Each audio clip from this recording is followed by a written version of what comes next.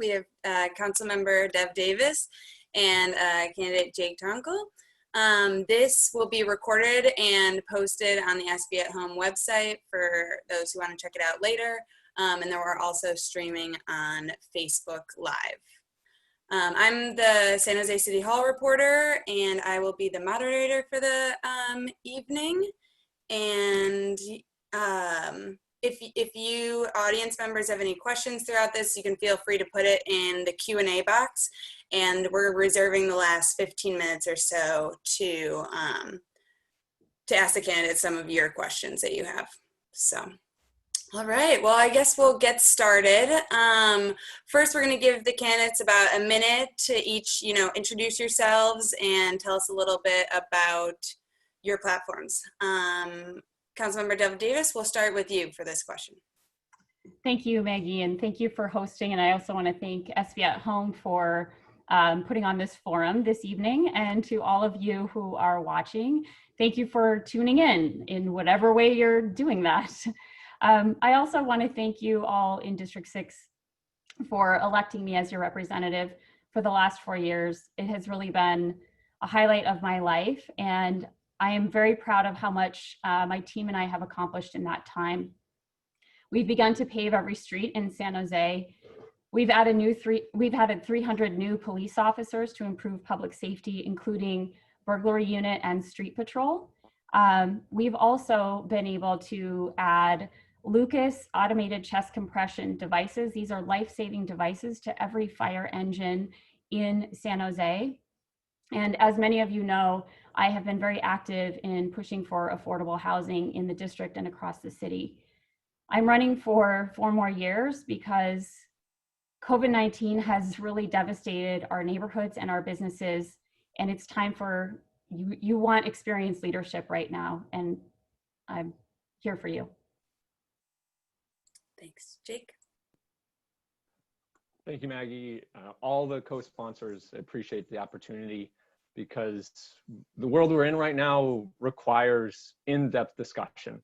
And one of the reasons that I decided to run for office before COVID-19 hit us in this strange way was because the city of San Jose is at a turning point. We are one of the wealthiest cities in the country. And just down the road at Lincoln High School, over half of our students require free or reduced lunch. We had a 43% increase in homelessness over the last year, and people can feel it. It's why a majority of voters just months ago in the primary tried to elect new leadership. We can build affordable housing that we need, prop up our small businesses, and shape a community that works for everybody. And if elected, that's what I'll do. Awesome. Thanks again. And since you guys both mentioned affordable housing in your openers, we're going to start with that topic. So our first question is revolving around the city's general plan task force that is currently meeting right now.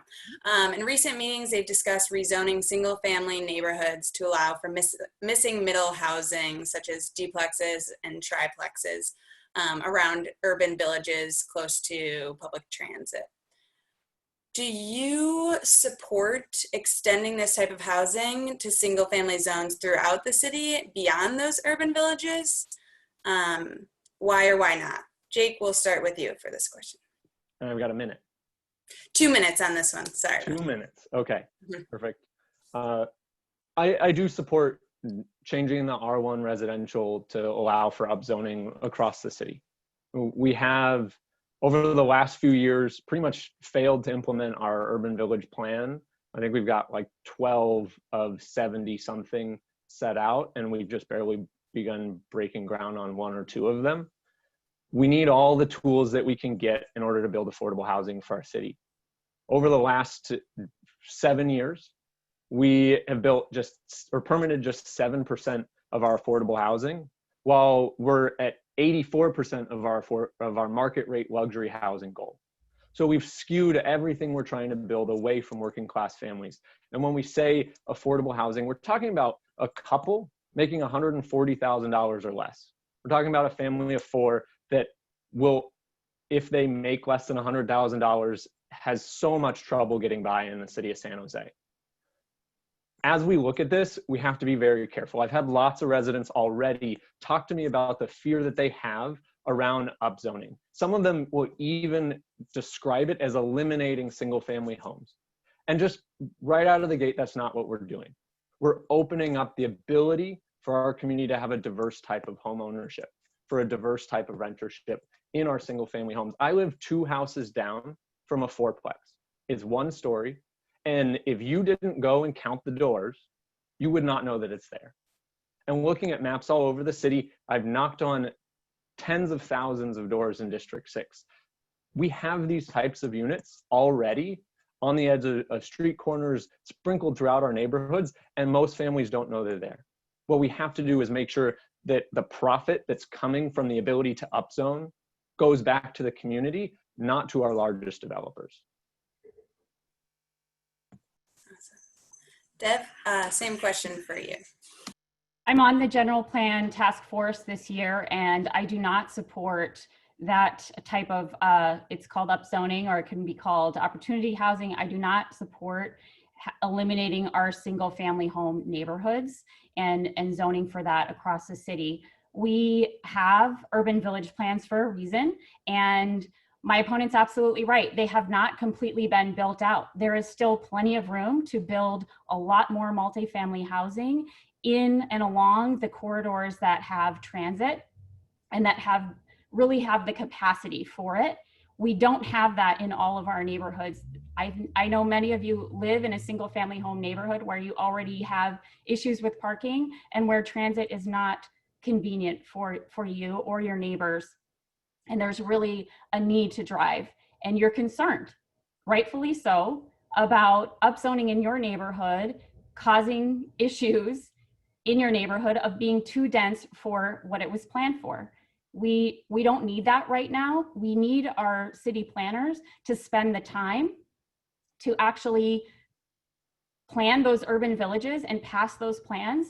We have multiple urban villages in District 6. We've passed, I believe, 4 urban village plans in District 6 since I've been in office. And when we passed the most recent one on West San Carlos, there were half a dozen projects that were ready to go as soon as we passed the plan. And there are almost a dozen now projects in various forms in the pipeline going through to give us hundreds of affordable housing units within 3 developments within walking distance to the Diridon station.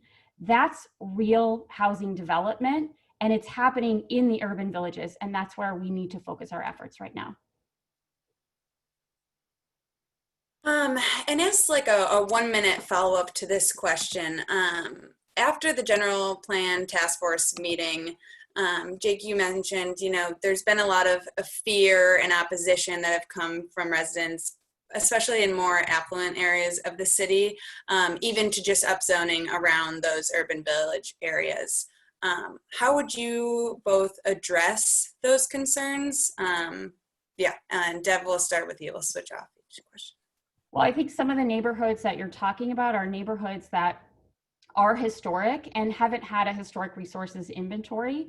There's a real backlog at the city for looking at and designating neighborhoods as historic. And that's really one of the big concerns about upzoning before we've had this historic resources inventory and before these neighborhoods have had a chance to be designated as historic, because that would provide an extra layer of protection around the architecture and the character of the neighborhood, the architectural character of the neighborhood.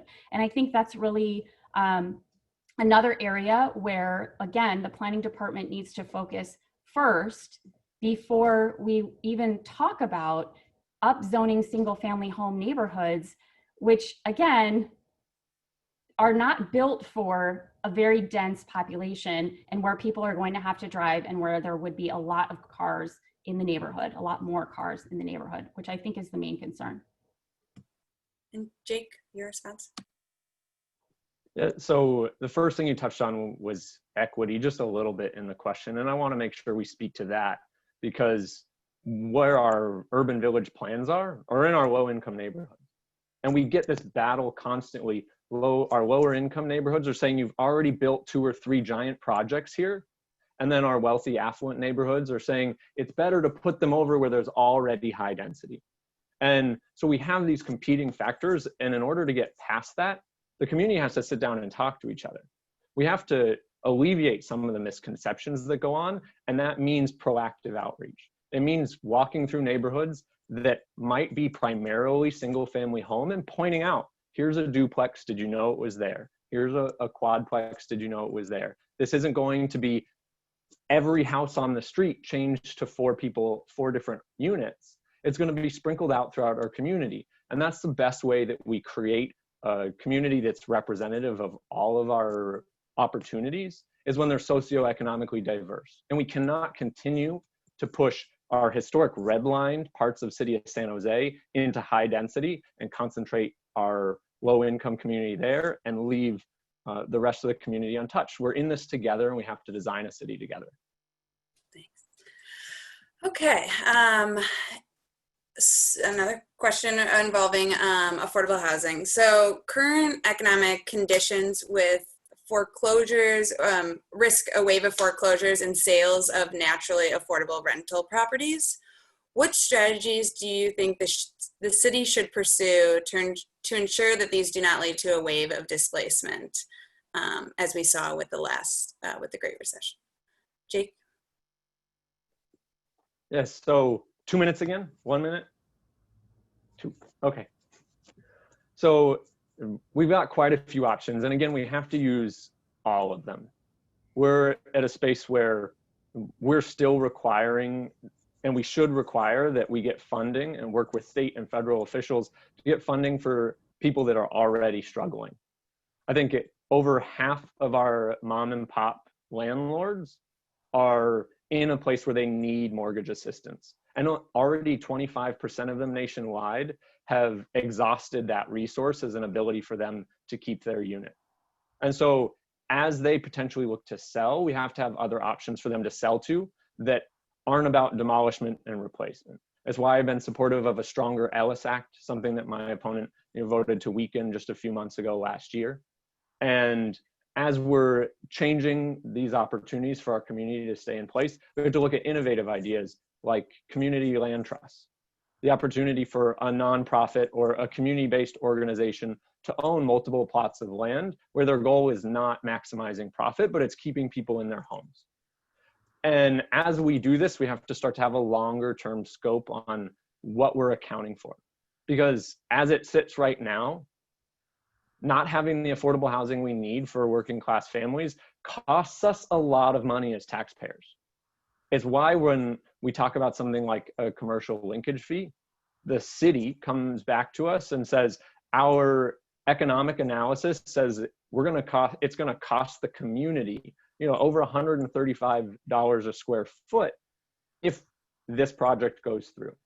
And so when we waive those types of fees, like San Jose has historically done over the last few years, we're not just making fees disappear so that people can build, but we're taking the cost of that impact and we're putting it on taxpayers and we're putting it on residents. So we have to make sure we have strong fees going forward to get the socioeconomic diverse housing that we need. Yep, 2 minutes. These questions were so much easier to answer before I got into office and really understood the complexities of our problems. It's really difficult where we sit right now in the city to say that we're going to be able to help people not lose their homes. That's honestly not something that we have the power to do. We do need the federal government to step in when it comes to foreclosures and mortgage assistance. That is not something that we have the funds or even the ability to do because we cannot regulate the banks. So it's really been an education for me being in office to learn about how the different levels of government work and how we can work together, and when we can't work together, what our limitations are. So that's one thing that I think is really important to note. Second, we do have funds from Measure E, which was a general fund tax that got put into place, and we have been successful in designating that money for affordable housing and homelessness solutions, and we need to continue to do that. In addition, we still have funds from countywide funds from Measure A that we need to continue to utilize for affordable housing. In terms of what nonprofit developers do, for us, what we do as a city is we put the funding out there, and then we ask for them to bring us their best ideas. And I think that's really important because we're not specialists in that. I'm not a specialist in, frankly, in anything, because that's not what you have elected me to do. But we have our nonprofit affordable housing developers who are specialists in that, and they can come to us with their best ideas. And they are acquiring hotels, doing new builds, and renovating assisted living facilities, for example, for housing for folks as well. Great. And it was brought up, the commercial linkage fee. We're going to try and keep this one to a minute if possible. This Tuesday, the City Council passed a commercial linkage fee for the first time, which, for those who may not know, it's a fee imposed on commercial development, and it's going to be used to fund affordable housing. The fee levels that were decided on by council are expected to generate maybe 14 million a year for affordable housing, but still some residents and community and housing advocates thought the levels chosen by the council were too low. Deb, can you explain, what your thoughts were behind your vote this Tuesday? Yes, we are in a recession, and imposing any new fee at this time is very difficult. And I probably should have had my notes available for what I said on Tuesday. But really what I was looking at is trying to balance. We all have agreed, everyone agrees, we need more affordable housing in our city, and we need to be able to fund that, because what affordable housing means is it's subsidized when it is built. It has to be subsidized by federal or state or local dollars. And so we have to balance that with the need to bring in more jobs, because when we bring in employment in this city, it brings us tax revenue, and the tax revenue goes to fund the services that we all as residents of San Jose need and deserve. Our police, our fires, our firefighters, our roads, our libraries, and our parks. All of those are important services for residents. If we don't have the businesses, we don't get as many of those services. So it was a balance, and we tried to strike that balance by imposing a fee, but being very cautious about it, especially in the fact that we are in a very uncertain time and a recession. Mm-hmm. And Jake, what were your thoughts on the council's decision on Tuesday? Did you support the fee levels chosen, or the final vote on Tuesday? Frankly, I was extremely disappointed. I mean, the city data that came out said $137 to $155 per square foot was the impact to the community. Then city staffs came and said, we did some more analysis, we worked with developers, and $40 a square foot was what they could afford to pay. And we ended up at 12. So we ended up at about less than 10% of the total cost of the impact to the community, which does mean when that commercial development comes in, that burden is going to fall on residents. It's going to fall on us. And I would like to point out, we're at a spot where if you bring in more jobs, you need more housing. So unless we're going to perpetually just try and build our way out of this, which we cannot do, talk to any construction worker, we cannot build that fast. We don't have enough trained people. We have to start to think about smart development, what matches the character of our city. And when my opponent talks about park fees, when she talks about traffic impact fees, we're continually waiving those fees so that development will come in, and again, asking taxpayers to subsidize that project. And we have to stop that over and over again. Our civil grand jury for Santa Clara County pointed out that San Jose desperately needs a stronger commercial linkage fee. Okay, thanks. The study, by the way, Maggie, the study was from before COVID, before we were in a recession.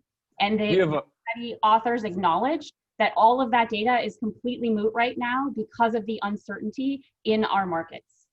I would like to point out inequality has only grown since COVID started, which means our wealthy developers, they're doing pretty well. And they're going to buy up small properties as people go bankrupt. So unless we want to address our inequality, the largest problem the city of San Jose has, we can't continue to say, okay, we're going to be super nice and hope that they come in and continue to exacerbate our inequality. Okay. Good points on both sides. Next topic we're going to move to, tied to affordable housing, another big topic in the community is homelessness. So within the county, in the last few months, more than 133,000 county residents have filed for unemployment. And advocates now estimate that 44,000 residents are at risk of being evicted at when the emergency eviction moratoriums expire. What more should the city do to prevent thousands of San Joseans from potentially falling into homelessness or being priced out of this city? I'll give you each 2 minutes. I forget which one we started with. We'll start with you, Jake. Yeah, so it's a complex problem. And it was a massive problem prior to COVID. I mean, our homelessness population, our unhoused population in San Jose has skyrocketed. And it goes back to that inequality that I was talking about. When we have 4 low-wage jobs in San Jose for every 1 affordable housing unit, which means every time that we build something new and it's 100% luxury, we're just shaping the way that our city presents itself for people that are doing well. And the way that we struggle, District 6, 25% of our district is rent burdened, paying more than 30% of their income on rent. So families here are already struggling. COVID just exacerbated what was already happening. Like I said, that 25% number was pre-COVID. As we move forward, we have to look at stronger eviction protections.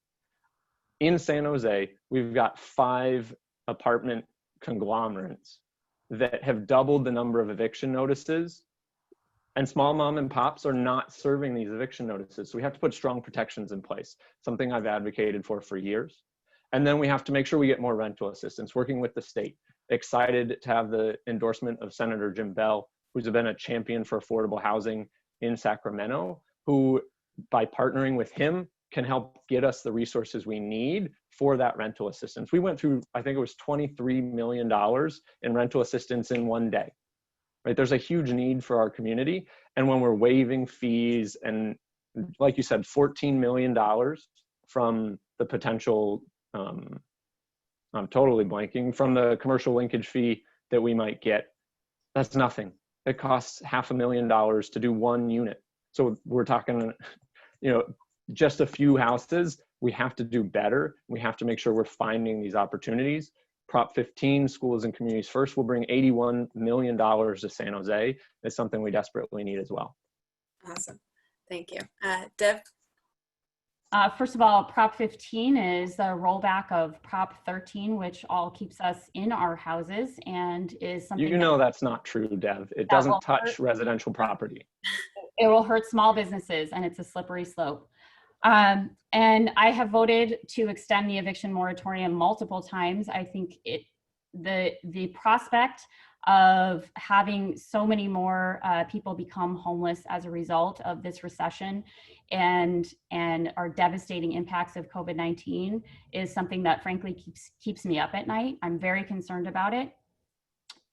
At the same time, I am very concerned about losing our small businesses, because that is who employs the majority of people, not only in our city, but in our entire country. So again, it's a balancing act that we have to do, and we need to make sure that our small businesses can survive and thrive. I just read an article this week about how much more of a drag on the economy it will be for established businesses to go out of business, and then for new businesses to come in their place as the economy recovers. It's much more difficult to do that. We cannot do that to our city. We cannot do that to our residents who need those jobs. We have to ensure that we have jobs available. And one of the ways that we can do that is continuing to build housing and to increase our funding, as we have done with not only our Measure E dollars, but again, with the county Measure A dollars. And we are continuing to use our COVID-19 relief funds to help with rental relief, again, to keep people in their homes and to make sure that their back rent is not growing and growing and growing over time. We also put into place protections so that as people are coming out of, as we come out of the eviction moratorium, that they have time to pay back their back rent. And it also provides us time, again, hoping for the federal government or the state government to come in with a larger amount of funds to help people clear out that back rent that they owe. Thanks.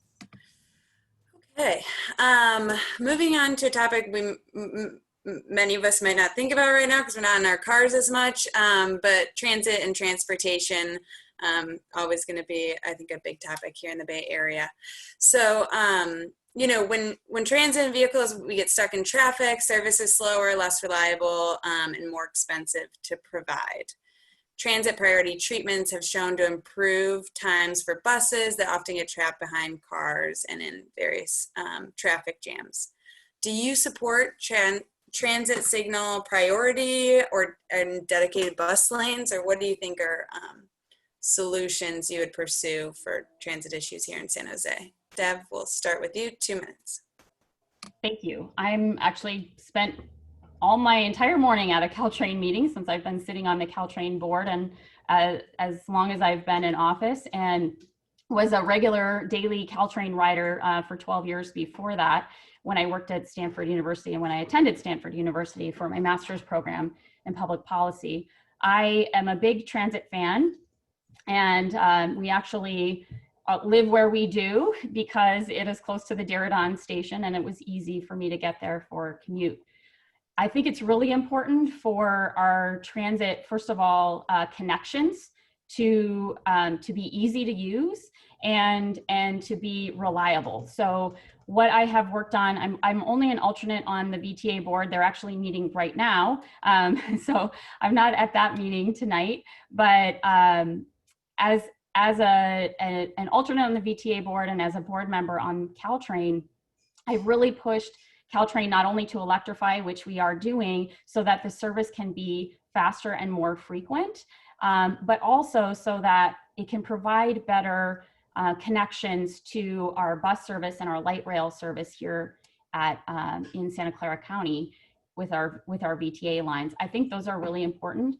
In terms of dedicated bus lanes, dedicated bus lanes are very expensive to build. Signal priority is actually much, much cheaper, and I have supported that, and we actually have that in the city of San Jose, and we're working on improving the signal priority for light rail as well, which I also think is very important, because the important thing for getting people out of their cars is to make transit and alternate modes of transportation like shared micromobility, which I've also worked on as the chair of the Transportation and Environment Committee at the City of San Jose.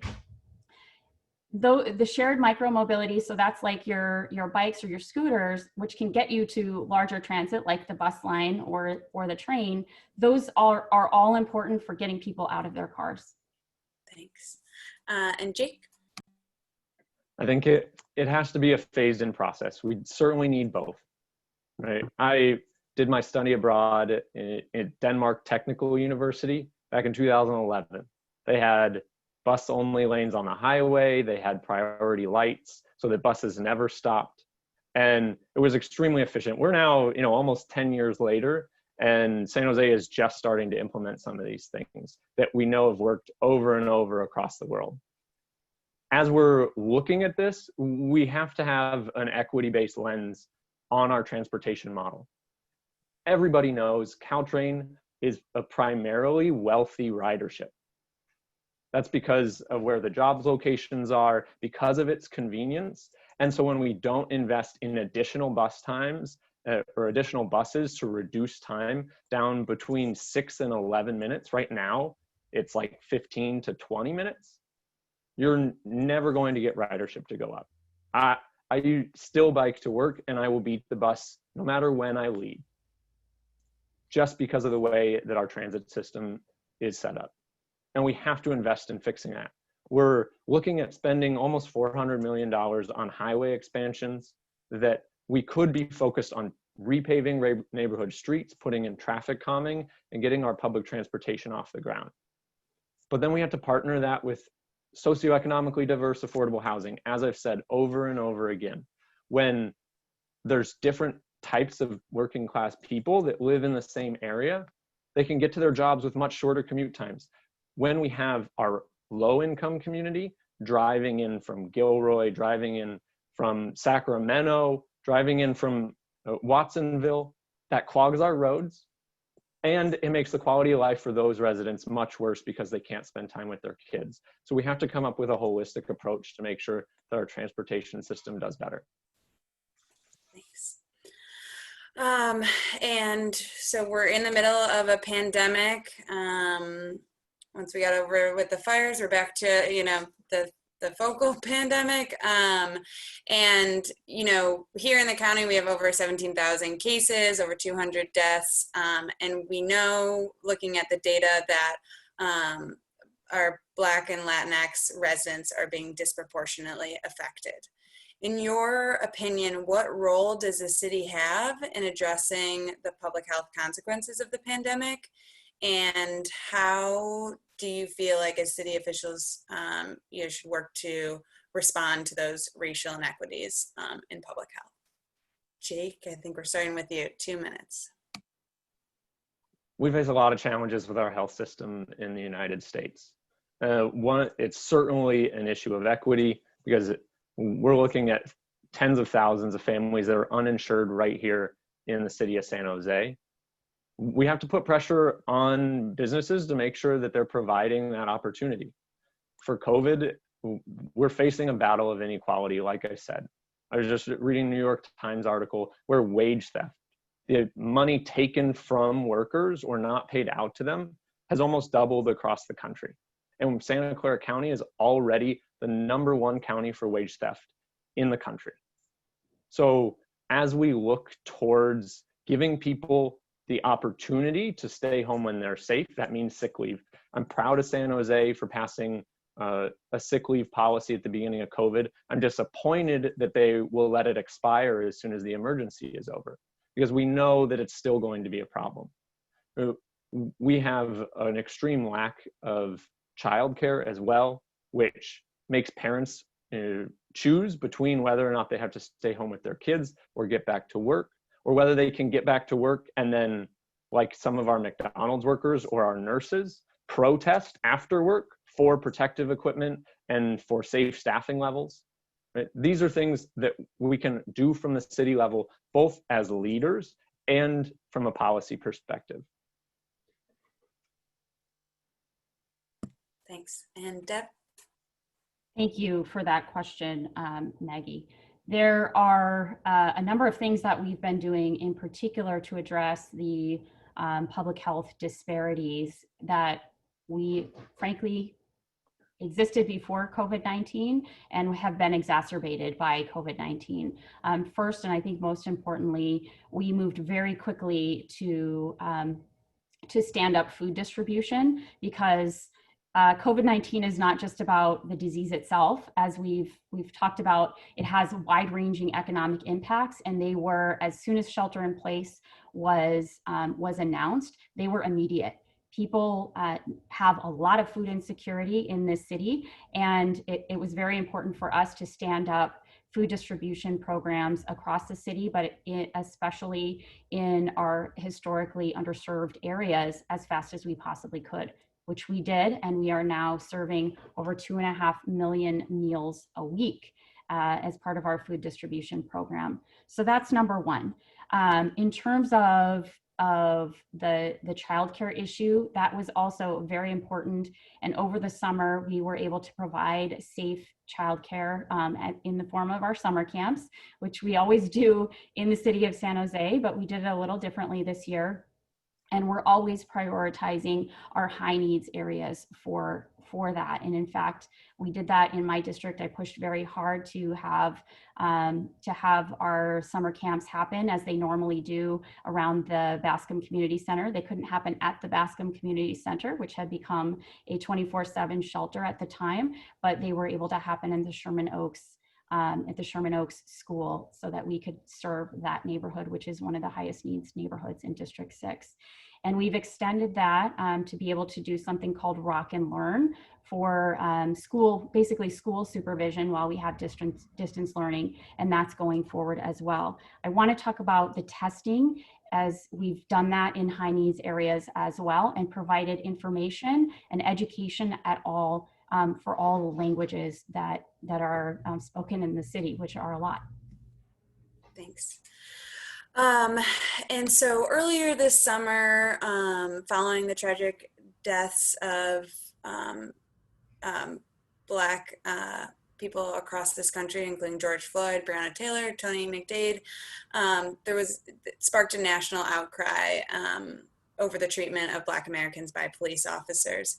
And here in San Jose, we saw that with protests beforehand, and we're still seeing people protesting. As a council member, how do you think you should go about resolving the increased tensions and mistrust between Black and brown communities here in San Jose and police officers in the police department? Dev, I think we should start with you. Thank you. First of all, I want to say every death is a tragedy, and when the death happens at the hands of someone who is supposed to be protecting you, it is unconscionable. I don't know any other way to say it, and we definitely do not want that to happen here in San Jose. Our police department is definitely not perfect, and I think we all know that. But our department's leadership is committed to getting better and has been implementing 21st century policing practices over the entire time that Eddie Garcia has been our chief, which is about 5 years now. And you can look that up on the SJPD website on 21st century policing. In terms of where we are right now, we are actually continuing that conversation that we started during the protests. They were still happening, and we started that conversation at the city council, and we will resume that conversation in the middle of this month as well. There's always after action reports for large incidents, as we call them, and there will be from the protests. We definitely need, and I have called for this, for San Jose PD to release their footage from the protest now. I think that's very important to get the full and complete picture out to all of our residents. And I also support the expansion of our independent police auditors' powers.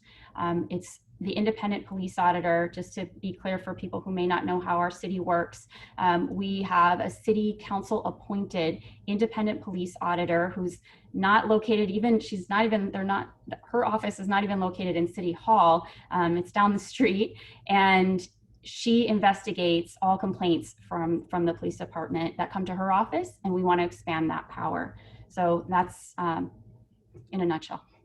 Thanks. Jake? Thank you, Maggie. I think the words that my opponent was looking for to describe the situation, simply Black Lives Matter. And the way that we address the distrust in the community is by listening. I've been down at countless protests at City Hall and haven't seen very many other elected officials down there. I know I've seen Ash Kalra and Mayor Liccardo came down for just a few minutes, but the distrust between our community and the police also has to come from listening, not just through our elected officials. And as someone who was down there, I had a rubber bullet go between my girlfriend and I as we were listening to music. It makes it really hard when you turn around and see a line of 100 officers in riot gear. So when the community is asking for our police officers to kneel with them and then have a conversation and our officers don't do it, that continues the distrust. Then when they go into public comment at City Hall and they ask for investment in educational services, investment in mental health, investment in after-school activities, things that the city can make happen, and they don't feel listened to, that continues to breed distrust.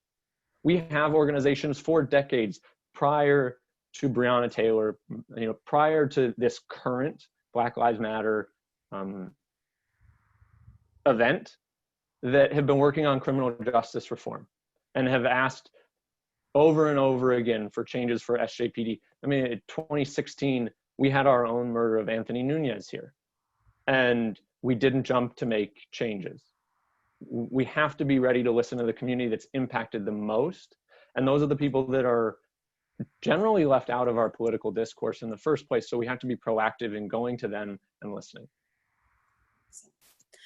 And we're going to round up our questions before we go to the viewers' questions with a short, rapid fire, mostly yes or no answers. So it's mostly just to get your, so the audience knows where you stand on certain propositions and measures that will be coming up in November. So do you support Proposition 15, also known as the Schools and Communities First proposition? Say yes or no. Yes. Deb? No, it will hurt small business. Okay. Do you support Measure G in San Jose, which consolidates 3 different charter amendments? One to expand the Independent Police Auditors Authority. Another is to expand the Planning Commission from 7 to 11 members, and then extending redistricting deadlines as needed. Deb? Yes. Jake? Yes. Do you support Measure H in San Jose, which will increase the card room tax that will fund general services, including homelessness, and will allow the card rooms to expand the number of card tables in the city? Jake? Yes. Deb? Yes. Do you support Measure RR to fund Caltrain operations? Deb? A wholehearted yes. Jake? Yes. Okay, and then 2 quick answers, if you guys can limit it to about 30 seconds, do your best. What is your position on Proposition 16, which repeals the state's anti-affirmative action ban, Prop 209? We'll start with Jake. Supportive of Prop 16. We are based off of the zip code you live in, which generally correlates to your race. You can still tell how a student's educational achievement will be. We need to be proactive in addressing that disparity, and that's why I'm supportive of it. Deb? Yes, we actually voted unanimously to support that on the San Jose City Council. And it's very important. I think many of you who know me know that I am a data-informed person, and that's how I make my decisions. And it's very important for us to be able to get and use the data on inequity. We have a new Office of Race and Equity, and we need to be able to use that information. Awesome. And what is your position on Prop 21, which grants local jurisdictions greater flexibility to expand rent control ordinances? Deb? I don't support that. Jake? I do support it. Our city needs lots of tools to be able to make sure that our families can afford to live here, and that's one of them. Awesome. All right, and now we will go to some of the viewer questions. Maggie, aren't you going to ask us anything fun? When we do this in person, we get to answer fun questions. I know, But maybe nothing next. We got a lot to squeeze in. Okay, so when it comes to affordable housing and just development in general, there's always talk about permitting processes and at times how cumbersome and extensive they can be. What what would you do to try and reduce the permitting process or make it easier to expedite affordable housing? Jake? give you a minute if you can. Perfect. I think one of the things that we have to talk about is in boosting up city staff. We are one of the most understaffed cities of any major city in the country. And the way that we do that is by making sure we have funds for affordable housing, funds for our construction. That means getting funds into the city. Things like Prop 15, like I said, bring $81 million into the city of San Jose. Things like commercial linkage fees that make sure that we have funds for affordable housing. We can put that towards city staff that will fast track the permitting process, that will be able to take on more. When we talk to even our largest developers, uncertainty is their biggest issue with city of San Jose. How long will it take to go through? And so we can put on fees that are reasonable for them, that will allow us to save them money and get the affordable housing we need by increasing our staff's capacity to get through the permits. And Deb? Yeah, that's interesting. I didn't know that my opponent ever talked to any developers. He seems to tear them down all the time. So I thought that was an interesting comment. I can tell you what I have done. So I've sat on the ad hoc committee for development services the entire time I've been on council, and we have worked very hard to do a couple of things. First of all, we rolled back regulations on our backyard granny units to make them easier to build. Those are naturally affordable units. And as such, over the last 3 years, we have doubled and more than doubled every year the number of permits that have gone through for those units. Secondly, I initiated a new general plan amendment review process. Now, I know that sounds super wonky.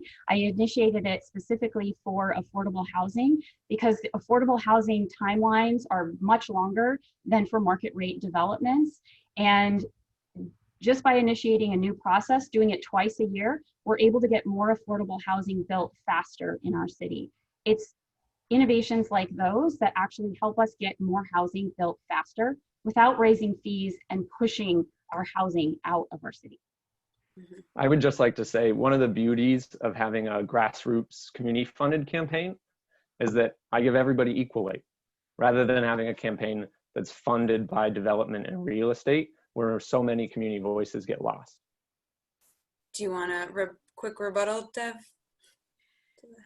My residents know that I am a data-driven person and that I am very responsive to everyone, and that I have spent a lot of time pre-COVID at their block parties in particular, talking to everybody whether or not they have given to my campaign. It doesn't matter to me who contributes to my campaign. It matters to me that I hear all the voices in my district and what they're saying, and that I represent them faithfully. Okay. So the city council put out a goal of creating 10,000 affordable housing units, I believe, by 2023. We're currently about 4,000 short of that. What would be your plan, or what tools do you think the city should pursue in order to try and get closer to that goal? Jake? Let's start with Jake. Sure. So, and these are minute now. Okay. I think the first thing we have to do is up our in lieu of fee for affordable housing. So for every project that we get permitted and that goes through construction, city has an inclusionary housing ordinance that says 15% must be deed restricted affordable housing. That's the subsidized housing, and again, it covers a single person, $113,000 or less. It covers a couple, $140,000 or less. So this is our teacher housing. This is our nurse housing. This is our waiter housing. This is for most people in San Jose. And unfortunately, right now, the fee to not build the housing when you're building the construction site is about 20 cents on the dollar. So as we continue to ask for affordable housing, everyone is paying this opt-out fee, which means we only get luxury housing. And sorry, I'm getting a call right now from my office. So as we get projects going through, they end up all luxury and the community misses out. We don't need money in the general fund to build affordable housing in 10 years. we need the units, we need the housing now. So I would strongly encourage us to take a look at that fee again. And Deb?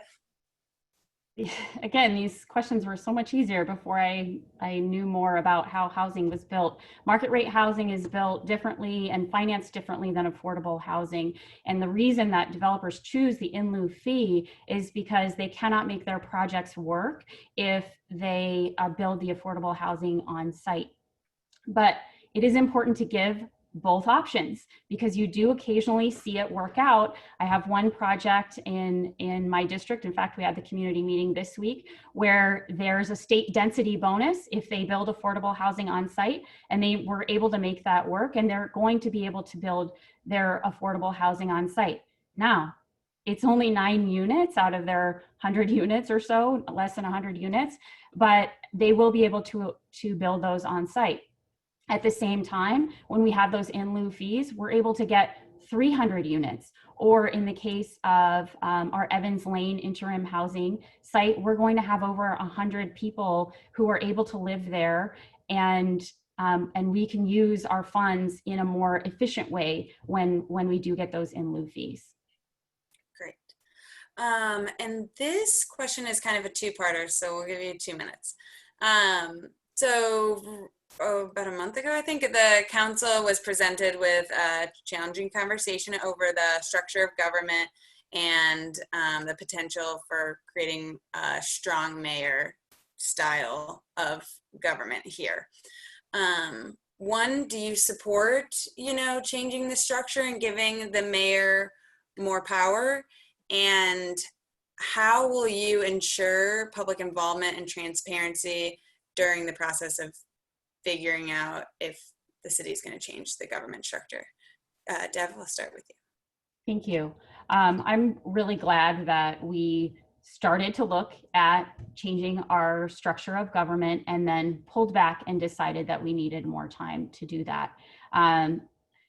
In this crazy pandemic time, it became very clear the limits to how nimble we can be as a city with our council manager form of government. So the council and the mayor is just one member of the council. He does not have veto power and does not directly oversee city staff. We have some council appointed positions, but it's like 5 or 6 council appointed positions. It's very difficult for priorities to be shifted on a day-to-day basis as they did at that time. So that's one advantage of having a mayor council form of government where the mayor actually is directly overseeing all of the staff. We will have a chance for everyone. I thought we were getting 2 minutes. That's only 1. Yeah, keep going. Okay, so I'll pivot to the public involvement. So we will have a chance to discuss the pros and cons because there are disadvantages as well. And frankly, I want to have that discussion with our residents and really pinpoint exactly where on the spectrum we want to be, because there's, a mayor council form of government, and then there's mayor council form of government. There are a lot of different ways to do that, all the way to the council manager form of government, and it's a spectrum. In terms of public involvement, we will have a charter review commission, and I want to make sure that we have diverse appointments to that commission, and that's something that has been in the back of my mind. We're not quite there yet to make our appointments, and I think we need to set some parameters around that to make sure we not only have geographic diversity, but diversity on on gender diversity, race, ethnicity diversity, and income diversity on that commission, as well as a very, very public process so everyone can be involved. Thanks. And Jake? This has been a very interesting couple of months through San Jose City Council chambers, and obviously the strong mayor discussion was one of them. I, from week 1, strongly advocated that we pause and let the community have input at what's going on. I stayed up till midnight whenever it ended on the first night as the strong mayor system pushed forward despite overwhelming community opposition. And my opponent was one of the ones that supported it. I'm glad that over the next couple of weeks, with massive community input, minds were changed. But we had 6 days originally before the first vote. In those 6 days, I think I put together 6 community outreach events to listen before making my own public comment, right? We need that kind of proactivity as we continue to go forward through this process. Personally, I don't necessarily think a strong mayor system is appropriate for San Jose. We have diverse districts, and I'm generally a fan of a less hierarchical democracy where I can speak for the residents that are reaching out to me and that I'm reaching out to, and vice versa. And then we make a collective leadership decision. I think the nimbleness of City Hall during COVID comes from collective leadership. We don't need one person to make executive decisions. That's what I really like about our council manager situation that we currently have. So as we move forward, it's certainly going to be an interesting discussion, but it has to be proactive. We cannot continue to put things to city council with 6 days and then lack community input and then not listen at the council meeting. And unfortunately, this continues to be a cycle where we have 5, 6 votes with lots of challenging public input. The city needs to do a lot better in its outreach. All right, and one last tough question, and then we'll both go to closing statements. We'll give you each a minute for this one, if that works. So along the lines of affordable housing and the funding of it, city officials say that, or we have 4,000 units to reach that 10,000 affordable housing goal. And city officials recently sent a memo that would cost about $400,000 to build all those units. But obviously the commercial linkage fee and the Measure E only get us, less than an eighth of the way there. So how is the city going to be able to finance that? Jake, we'll start with you. I think you said 400,000, 400 million is the price tag to build those. Sorry, I didn't mean to correct you, but I wanted to make sure, because you're right, it is a lot of money. And as we're looking at new ways to bring in revenue to the city, we have to start to be creative, because we can't make $400 million just appear out of thin air. I mean, it's half of our general fund budget every year. So what we really need to do, like I said, is look at increasing our in lieu of fee, or making sure that we're partnering more closely, taking CARES Act money, putting it towards wages so that people can then afford the units that are here. I think City of Portland did a really good job with some creative policy where they're putting taxes on businesses that pay their executives 100 times their median employee, so that we can incentivize when a company is doing really well, that their wages of their lowest earners do well, and it'll address some of that of housing affordability on its own. Thanks. And Deb? Yeah, I wish I had an easy answer for this one as well. It is not as simple as raising fees and raising taxes. We cannot continue to do that. Our city has fewer than one job for every employed resident in the city of San Jose. It's important for us to continue to balance our need for employment within our city limits, which brings in revenue. And it doesn't just bring in revenue from fees. When businesses come in, there are a number of different revenue streams that they provide. First of all, the taxes that they pay, the property taxes that they pay, the business taxes that they pay, which have an accelerator, that have an inflator every year. Those revenues come in and they do not get used by the business. So those of us who are living in the city of San Jose, who are residents, we use more in city services than we generate in taxes. That's the flip for businesses. So it's really important for us to say we don't have all the answers, but we do have to balance this need for jobs in our city and housing affordability at the same time. Great, thank you. And then we'll go to a minute of closing statements. Deb, we'll have you go first. Again, I want to thank you, Maggie, for hosting, and SV at Home for putting on this forum, and for all of you who tuned in tonight in whatever way you did that. I just want to say that we are still working hard for our residents in District 6 and throughout the city during this time of crisis. And I'm proud to be supported by our current mayor, Sam Liccardo, our vice mayor, Chappie Jones, and many of my colleagues, as well as our county supervisor, Susan Ellenberg, and former mayor Chuck Reed, including our environmental group, the League of Conservation Voters, and the LGBTQ plus group, BAMEC. I have many goals for my new term, including continuing to work towards making housing more affordable for all of our residents, fighting homelessness and its impacts. And I think many of you know I have been very vocal on that issue, and we've spent a lot of time in community conversation about homelessness, which we need to continue to do. And ensuring our Measure T dollars still continue to be spent for public safety in our roads, and that they're spent wisely. Thank you. Thanks. And Jake? Thank you, Maggie. Again, all the co-sponsors, everybody listening, I appreciate the time. And as I said, this is an important discussion because San Jose is at a crossroads.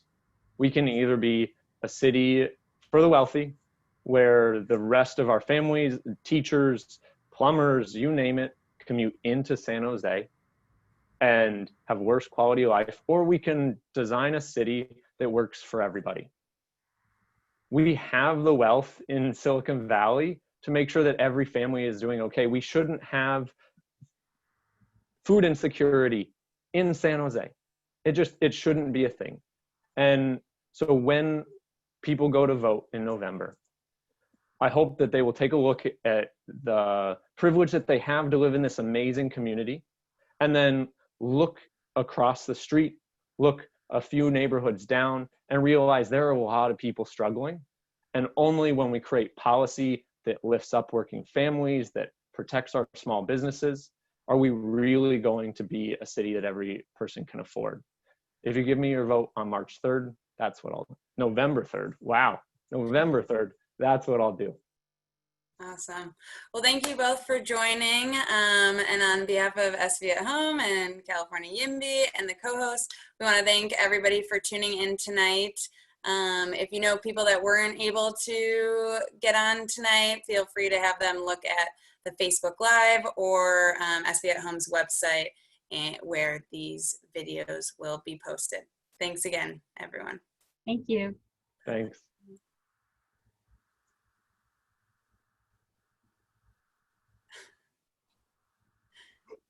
I don't know.